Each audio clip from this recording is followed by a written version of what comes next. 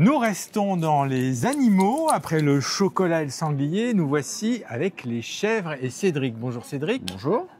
Éleveur de chèvres donc. Exactement. On a du fromage. Voilà. Je vois. À Villemontoire, éleveur à Villemontoire. Alors c'est où? Parce que moi, Villemontoire, c'est l'axe Soissons-Château-Thierry, à 10 km de Soissons. D'accord.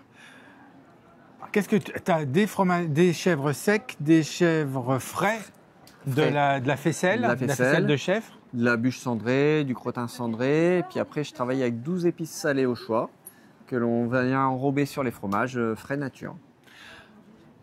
Un bon fromage de chèvre, c'est quoi? Quelqu'un qui arrive, qui dit « Je veux un fromage de chèvre pour un plateau de fromage ce soir ». C'est les goûts et les couleurs et en fonction de ce que l'on désire et ce que l'on aime et en fonction des papilles que l'on veut.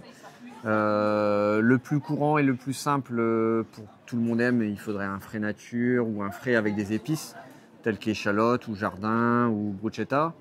C'est des épices qui passent auprès de tout le monde. Et puis après, pour les palais un peu plus avertis, on peut passer sur de l'affinage, des fromages frais, enfin des fromages affinés et des crottins cendrés ou des bûches cendrées un peu affinées. Alors, quelle est la différence entre un fromage frais et un fromage affiné?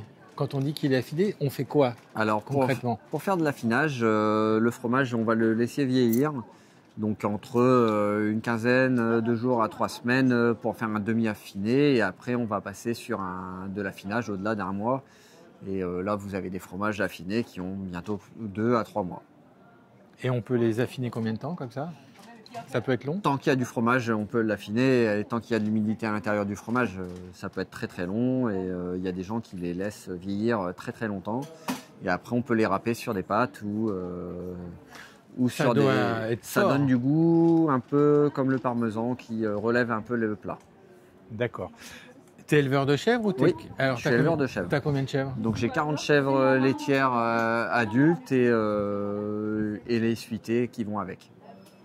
Alors il y en a beaucoup. Les suitées, je garde une quinzaine de chevrettes chaque année et puis après ça fait à peu près entre 50 et 60 chevreaux.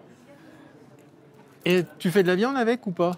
Alors moi je les vends à l'engraissement, à un centre d'engraissement ou bien à une association qui vient les récupérer pour faire des copâturages. Ah d'accord.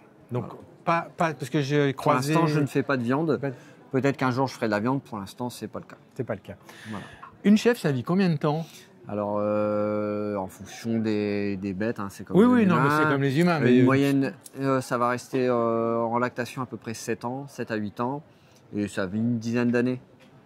Ah oui, c'est pas très très long. Non, c'est pas très long parce malgré tout, quand on leur fait du lait, ça les épuise. Mais moi, je les laisse vieillir et je les laisse terminer leur vie chez moi. Elles partent faire des copâturages quand elles sont trop âgées.